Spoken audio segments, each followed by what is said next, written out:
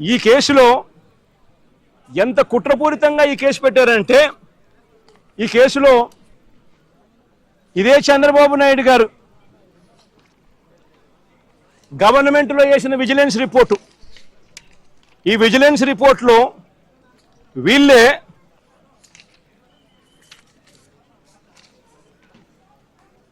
the village revenue officer Sri Siddam Pullaya also confirmed that no quarrying activities had been carried out for the past 4 years.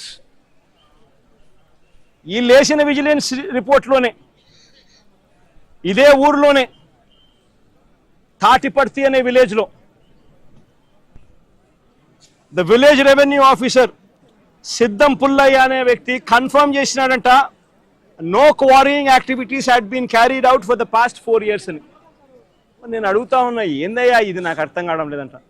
ఈ case సరిపోదు అని చెప్పి ఈ కేసులో పసలేదని ఏకంగా SC ST case పెట్టినారు. మళ్ళీ దీంట్లో మైనింగ్లో ఎస్సీ ఎస్టీ కేసు పెట్టినారు. నిజంగా ఎంత దారుణమైన వీళ్ళ పరిస్థితి ఏమిటి అని ఆలోచన చేయమని అడుగుతా ఉన్నా. సేడిజం అన్నది చంద్రబాబు నాయుడులో నరాలలో సేడిజం అన్నది ఎంతగా ఉంది అని చెప్పడానికి ఇవన్నీ కూడా నిదర్శనాలు కావా అని అడుగుతా ఉన్నా. మరో కేసు, ఇదేమో ఎంతమంది చూసింది, మరో కేసు ఇదేంది, మాగుంట శ్రీనివాసరెడ్డి అనే వ్యక్తి ఎంపీ, ఆయన నాలెడ్జ్ తెలియకోకుండా ఎవరో మైనింగ్ పర్మిషన్ తీసుకున్నారట, ఇల్లీగల్గా మైన్ చేశారంట, ఫోర్జరీ సంతకాలట. ఆ కేసు ఎప్పుడు పెట్టినాము? మా ప్రభుత్వ హయాంలో మేము బుక్ చేసిన case.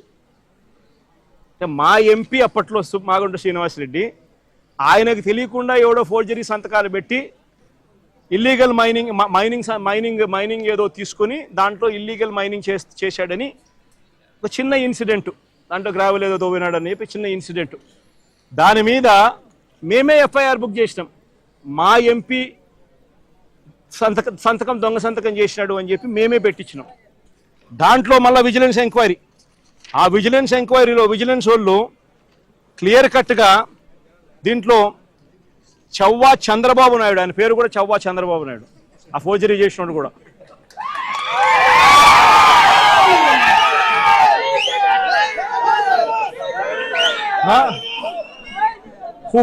who paid the initial amount through 5 demand drafts as a purchaser అని రాసినాడు.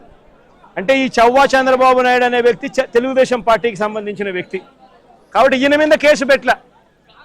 ఈయన మీద కేసు పెట్టకుండా ఈ కేసులో కూడా కాకాని గోవర్ధన్ తీసుకొచ్చే కార్యక్రమం చేస్తా ఉన్నారు. ఆశ్చర్యం కలిగించే విషయం, సాక్షులు ఎవడనంటే చవ్వా చంద్రబాబు నాయుడు అనేవాడు సాక్షి అంట. అంటే తెలుగుదేశం వాడు సాక్ష్యం, తెలుగుదేశం వాడు సాక్ష్యం ఇవ్వడమేంది? ఆయన మీద కేసు పెట్టుకోకుండా ఆయన సాక్ష్యం తీసుకొని మాజీ మంత్రి కాకాని గోవర్ధన్ రెడ్డి మీద కేసు పెట్టడం ఏంది? ఎంత దారుణంగా జరుగుతా ఉందో ఒకసారి చూడమని అడుగుతా ఉన్నా. ఆయన ఇల్లు 100 కోట్ల రాజభవనం అని చెప్పి అని ఇంకొకటి, ఇల్లీగల్గా ఆయన సంపాదించిన ఆస్తిలో 100 కోట్ల రాజభవనం పెట్టాడని అని ఇంకొకటి. ఇందులో సాక్షాత్తు వాళ్ళు విజిలెన్స్ రిపోర్టు వీళ్ళంతకి వీళ్ళే లెక్క కట్టినారు. ఏమని? Upon examining the material evidence, the government assessed value of the 120 ankanams is 1.42 crores.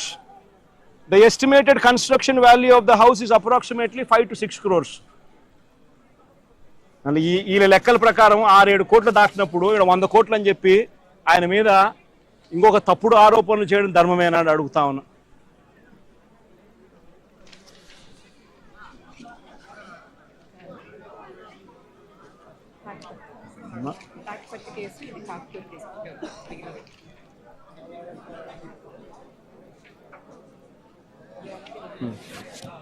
ఇలాంటి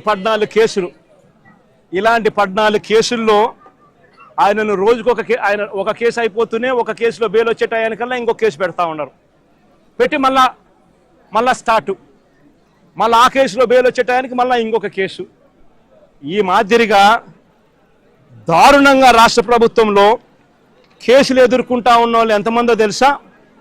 ఈరోజు ఈ రాష్ట్రంలో ఆశ్చర్యం కలిగించే విషయం ఏమిటంటే, ఈరోజు రాష్ట్రంలో ప్రతి ఒక్కరికి కళ్ళ ఎదుటే కనిపిస్తూ ఉంది ఈ రాష్ట్రంలో కరప్షన్ ఎంత జరుగుతూ ఉంది అని. విచ్చలవిడిగా కరప్షన్ ఏ స్థాయిలో జరుగుతూ ఉందని రాష్ట్రంలో ప్రతి ఒక్కరికి కూడా కళ్ళెదుటే కనిపిస్తూ ఉంది. ఈరోజు రాష్ట్రంలో లిక్కర్ మాఫియా చేశారు. రాష్ట్రంలో లిక్కర్ షాపులు అన్నీ కూడా ఎవరికి ఉన్నాయి అని అందరికీ తెలుసు.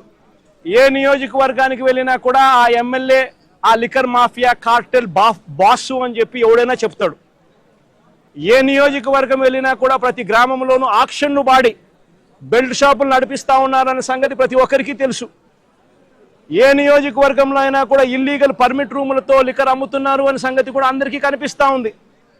ఈ ఇల్లీగల్ పర్మిట్ రూమ్లో అయినా కూడా, ఈ బెల్ట్ షాపుల్లో అయినా కూడా ఎంఆర్పి రేటు కన్నా ఎక్కువ రేటుకు లిక్కర్ అమ్ముతున్నారు అన్న సంగతి కూడా అందరికీ తెలుసు. రాష్ట్రంలో ప్రతి ఒక్కరికి ఇదంతా కనిపిస్తూ ఉంది. సాక్షాత్తు డిఐజీల ఆధ్వర్యంలో డిఎస్పీల ఆధ్వర్యంలో సిఐలు, వీళ్ళే ఒక ముఠా, మాఫియా ముఠా. వీళ్ళే డబ్బులు కలెక్ట్ చేస్తారు, వీళ్ళే అలా అమ్మనిస్తారు, అలా అమ్మిన దానికి వీళ్ళే డబ్బులు తీసుకుంటారు, వీళ్ళే ఎమ్మెల్యేలకు డబ్బులు ఇస్తూ ఉన్నారు చివరికి.